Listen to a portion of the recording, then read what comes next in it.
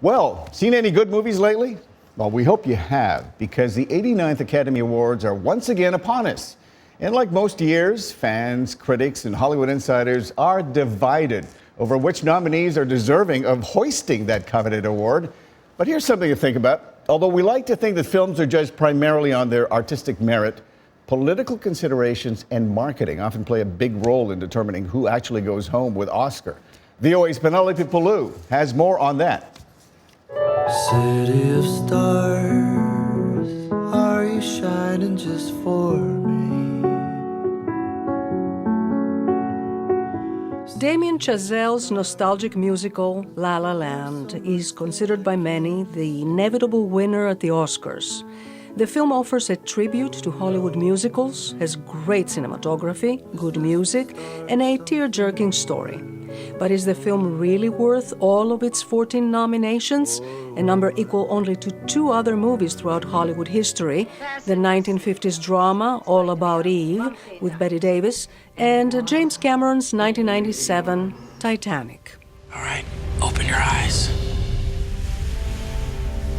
Giovanna Chesler, director of the Film and Video Studies program at George Mason University, says that as in any other campaign, robust advertising and a fat purse are often more essential than artistic merit. That's just to make sure you have the screenings in these markets at these times.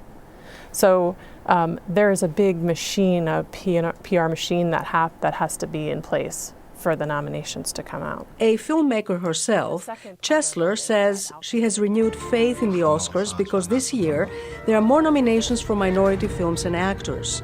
She points to Moonlight, a coming-of-age drama of an African-American boy growing up in a drug-infested community, and Denzel Washington's adaptation of the play Fences, about a struggling husband and father who, despite his flaws, is working to make his mark in the world. And joining us now, someone who's already made her mark on the correspondence, correctly predicting the Oscar winners since VOA's correspondence made its official debut 3 years ago.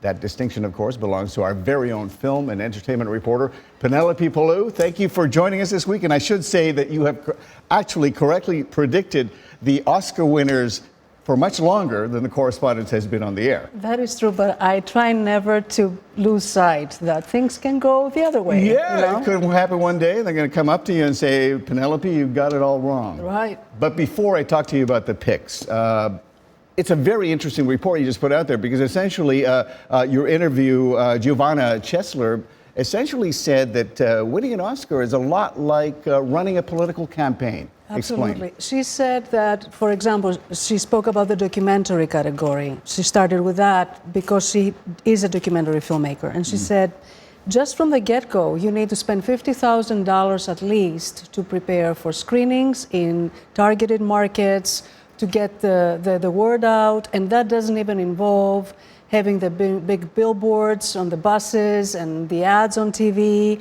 and sending all these DVDs to the voters. Which costs a lot of money. A lot of money. So it's not always the best film that actually wins the day. Yes, you can say that. Big budget films usually have the upper hand. But the fact is, and this year specifically, if you have something really stellar in the indie category, it will be noticed. Yeah, and especially since last year, people became more sensitized to paying attention to more minority films. Right, and I want to talk about the last couple of years, in fact, because the Academy has been under intense scrutiny. Remember the hashtag #OscarsSoWhite? That doesn't seem to be the case this year. No. The voters have, the demographics have been tweaked a little bit. The awareness is there. More people are paying attention.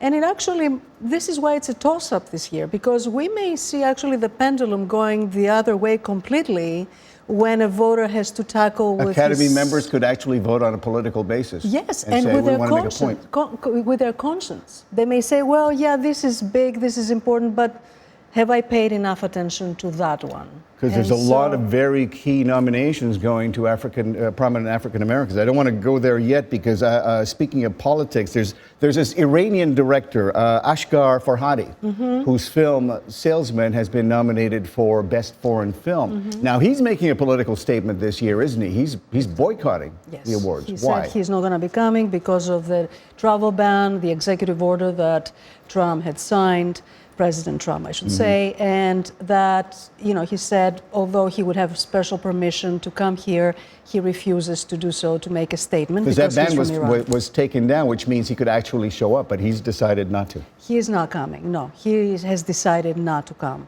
And of course, that has caused tremendous uproar in Hollywood, has put his film in the forefront. I don't know if it is the best film necessarily. It is a good film. All nominees are good. So if that gives him a leg up, it's quite possible. Are you anticipating any political speeches at this year's Oscar? 100%. 100%. 100%. I'm actually looking forward to seeing what everybody. They're going to try to will beat Meryl prepare. Streep's statement, right? Oh yes. Oh yes. We shall absolutely. see. That's going to be part of what's interesting there. But in the time that I have left, I want to talk to you about some of the main contenders right now. I don't have all of the films here, but I want to talk about the first one because there's been so much buzz this year heading into the Oscars for La La Land. 14 nominations. Why do you think that movie connected with so many people? First of all, it's a love letter of Hollywood to Hollywood. So it is very, very possible that, Hollywood and voters connected with that. Secondly, it is a beautiful story. It's a good, Beautifully shot. very well made film. The music is amazing. I'm still humming the tune. And frankly, Damien Chazelle is a genius in that genre. He has incorporated notes to musicals since the 30s. There are something like 30 or 40 Right. musical hints there. And then coming out of nowhere, seemingly, Moonlight, which won Best Film at the Golden Globes. Yeah, of course, Golden Globes, I'm always very skeptical, I'll be honest with you. I actually go more by BAFTAs if I want to see the barometer. And of what- BAFTA gave yeah. it to La La Land, right? Yes. Yeah, and I believe they did not focus as much on Moonlight at all. Fences now. Standout performances by both Denzel Washington and Viola Davis. Viola Davis is going to win. For I can supporting. tell you that with a certainty of the sun is going to rise tomorrow morning. Powerful. And of course, Hidden Figures was for me kind of like the hidden gem, kind of a feel-good film that's based on a true story. And I want to say, don't count it out as being voted as Best Picture. It's a Is that feel-good possibility? film. It has fit the perfect niche between feel-good, great story, well done, and an African American Okay, so theme. I'm gonna make sure you go out on a limb here. So who's gonna win Best Film? Best film, I believe it's going to be La La Land with the possibility of Hidden Figures. Best Actor and Best Actress? Best Actor is going to be Casey Affleck or Denzel, and Best Actress Emma Stone. We will check you for the record on Monday. Thank you, Penelope Poulou.